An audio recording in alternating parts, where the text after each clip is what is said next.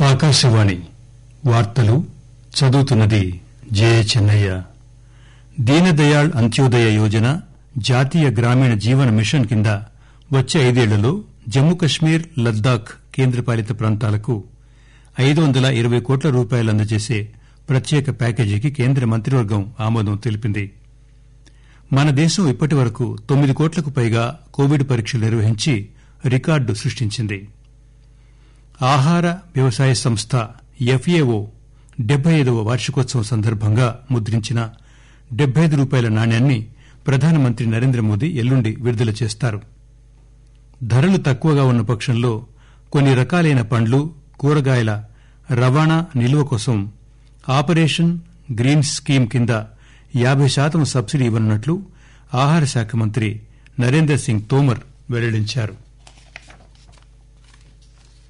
దీనదయాళ్ అంత్యోదయ యోజన జాతీయ గ్రామీణ జీవన మిషన్ కింద వచ్చే 5 ఏళ్లలో జమ్మూ కశ్మీర్, లద్దాఖ్ కేంద్రపాలిత ప్రాంతాలకు 520 కోట్ల రూపాయలు అందజేసే ప్రత్యేక ప్యాకేజీకి కేంద్ర మంత్రివర్గం ఆమోదం తెలిపింది.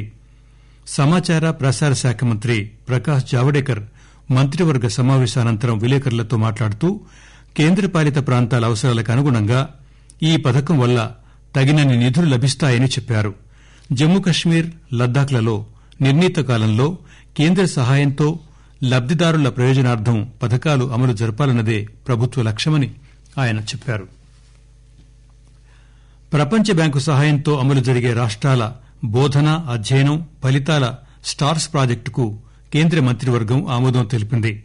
విద్యారంగంలో ప్రత్యక్ష అనుసంధానంతో ఈ పథకాన్ని అమలు పరుస్తూ ఫలితాల మెరుగుదల అంచనా వేసేందుకు ఈ ప్రాజెక్టు రాష్టాలకు సహాయపడుతుంది.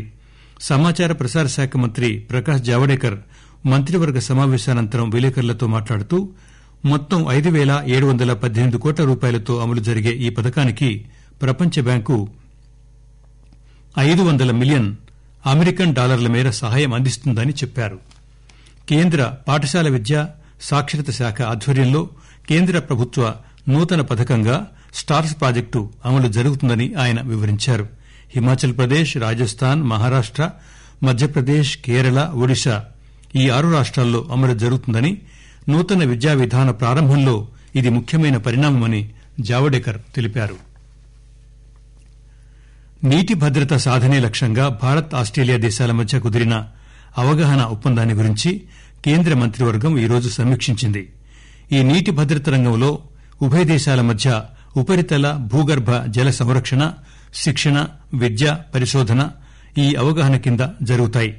కేంద్ర జలశక్తి శాఖ పరిధిలోని కేంద్ర భూగర్భ జలమండలి CGWB, ఆస్టేలియాకు చెందిన మ్యార్వీ పార్ట్నర్స్ మధ్య 2019 అక్టోబర్లో ఈ ఒప్పందంపై సంతకాలు జరిగాయి. మన దేశం ఇప్పటివరకు 9 కోట్లకు పైగా కోవిడ్ పరీక్షలు నిర్వహించి కొత్త రికార్డు సృష్టించింది. గడిచిన 24 గంటల్లో 11,45,000 పరీక్షలు జరిగాయి. పూణేలోని ఒకే ప్రయోగశాలలో ఈ ఏడాది జనవరిలో కోవిడ్ పరీక్షతో ప్రారంభమైన ఈ యాత్ర నేటికి 9,90,000 పరీక్షల స్థాయికి చేరిందని ఆరోగ్య శాఖ తెలిపింది. దేశంలో కోవిడ్-19 రికవరీ రేటు 87.05% చేరిందని ఆరోగ్య శాఖ తెలిపింది. గత 24 గంటల్లో 74,000 మందికి పైగా కోవిడ్ రోగులు కోలుకున్నారు. ఇప్పటి వరకు కోలుకున్న వారి సంఖ్య 63 లక్షలకు చేరింది. నిరంతరం కోలుకునేవారు పెరుగుతుండటంతో మొత్తం పాజిటివ్ కేసుల్లో వాస్తవ కేసు లోడు 11.42% పరిమితమైంది. గత 24 గంటల్లో మొత్తం 63,509 కొత్త కేసులు నమోదు కావడంతో ఇప్పటి వరకు నమోదైన మొత్తం కేసుల సంఖ్య 72 లక్షలకు చేరింది. గత 24 గంటల్లో 730 మంది మరణించడంతో మృతుల సంఖ్య 1,10,586కు చేరింది. తెలంగాణ రాష్టంలో గడిచిన 24 గంటల్లో 1,446 మందికి కరోనా వైరస్ సోకడంతో రాష్టంలో ఇంతవరకు కరోనా వైరస్ సోకిన వారి సంఖ్య 2,16,238కి చేరింది. రాష్ట వైద్య ఆరోగ్య శాఖ ఈ ఉదయం విడుదల చేసిన తాజా బులెటిన్ ప్రకారం రాష్టంలో నిన్న 40,000కు పైగా పరీక్షలు నిర్వహించగా 1,446 మందికి కొత్తగా కరోనా వైరస్ సోకినట్లు నిర్ధారణ అయింది. కోవిడ్ నుంచి నిన్న మరో 1,918 మంది కోలుకున్నారు. దీంతో రాష్టంలో కోవిడ్ రికవరీల రేటు స్వల్పంగా పెరిగి 88.45%కి మెరుగుపడింది. ఇంతవరకు కోలుకున్న వారి సంఖ్య 191,269గా నమోదైంది. కాగా నిన్న మరో 8 మంది మరణించడంతో రాష్టంలో కోవిడ్ సంబంధిత సమస్యలతో మరణించిన వారి సంఖ్య 1,241గా నమోదైంది. ఆకాశవాణి వార్తలు వింటున్నారు. ఆహార వ్యవసాయ శాఖ సంస్థ FAO 75వ వార్షికోత్సవం సందర్భంగా ముద్రించిన ₹75 నాణ్యాన్ని ప్రధానమంత్రి నరేంద్రమోదీ ఎల్లుండి విడుదల చేస్తారు. విపత్కర పరిస్థితుల్లో జీవించే వర్గాలను, పేదలను ఆర్థికంగా, పౌష్టికాహార పరంగా బలోపేతం చేయడంలో FAO చేసిన కృషి అసాధారణమైంది. FAOతో భారతదేశ అనుబంధం చారిత్రాత్మకమైంది. ప్రధానమంత్రి ఈ సందర్భంగా ఇటీవల అభివృద్దిపరిచిన 17 రకాలైన పంటలను దేశ ప్రజలకు అంకితం చేస్తారు.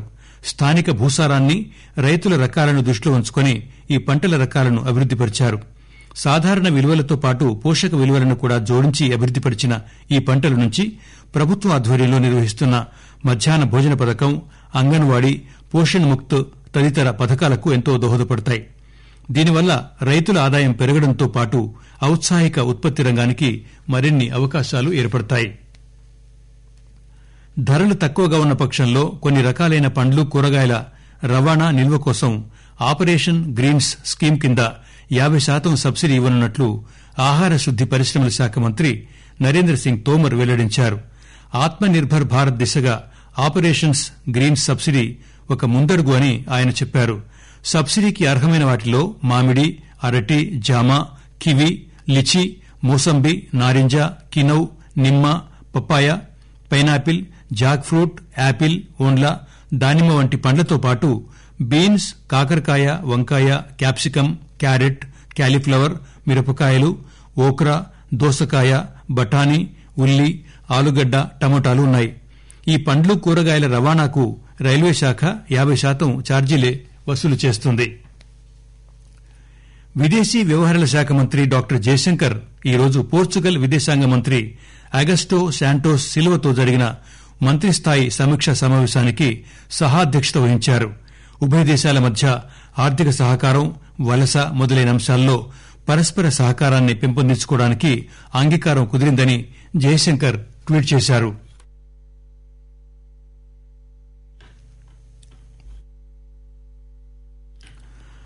బీహార్ శాసనసభ ఎన్నికల్లో పోటీ చేసే 35 మంది అభ్యర్థుల 4వ జాబితాను బీజేపీ ఈ రోజు విడుదల చేసింది.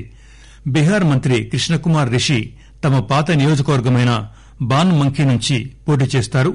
మరో మంత్రి వినోద్ నారాయణ్ ఝా బేనిపట్టి నుంచి పోటీ చేస్తారు. హైదరాబాద్ తో సహా తెలంగాణలోని అనేక ప్రాంతాల్లో నిన్న రోజంతా కుండపోతగా కురిసిన వర్షంతో జనజీవితం అతలాకుతలమైంది.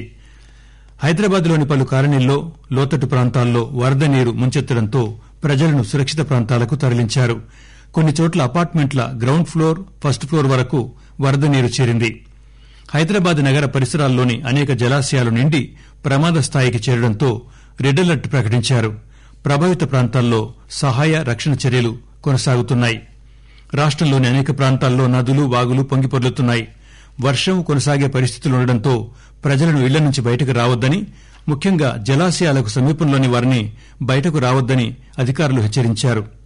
ఆంధ్రప్రదేశ్, తెలంగాణ రాష్ట్రాల మధ్య ప్రధాన రహదారులు వరద దెబ్బకు తెగిపోవడంతో వాహనాల రాకపోకలు స్తంభించాయి. హైదరాబాద్, యాదాద్రి భువనగిరి, మేడ్చల్, మల్కాజిగిరి తదితర జిల్లాల్లో గడిచిన 100 ఏళ్లలో ఎన్నడూ లేనంత వర్షపాతం గత 24 గంటల్లో నమోదైంది. ఆకాశవాణి వార్తలు ముగించే ముందు విశేషాలు మరొకసారి. దీనదయాళ్ అంత్యోదయ యోజన జాతీయ గ్రామీణ జీవన మిషన్ కింద వచ్చే 5 ఏళ్లలో జమ్మూ కశ్మీర్, లద్దాఖ్ కేంద్రపాలిత ప్రాంతాలకు 520 కోట్ల రూపాయలు అందజేసే ప్రత్యేక ప్యాకేజీకి కేంద్ర మంత్రివర్గం ఆమోదం తెలిపింది. మన దేశం ఇప్పటి వరకు 9 కోట్లకు పైగా కోవిడ్ పరీక్షలు నిర్వహించి రికార్డు సృష్టించింది. ఆహార వ్యవసాయ సంస్థ FAO 75వ వార్షికోత్సవం సందర్భంగా ముద్రించిన ₹75 నాణ్యాన్ని ప్రధానమంత్రి నరేంద్రమోదీ ఎల్లుండి విడుదల చేస్తారు. ధరలు తక్కువగా ఉన్న పక్షంలో కొన్ని రకాలైన పండ్లు, కూరగాయల రవాణా, నిల్వ కోసం ఆపరేషన్ గ్రీన్ స్కీమ్ కింద 50% సబ్సిడీ ఇవ్వనున్నట్లు ఆహార శుద్ది శాఖ మంత్రి నరేంద్రసింగ్ తోమర్ వెల్లడించారు. ఆకాశవాణి వార్తలింతటితో సమాప్తం.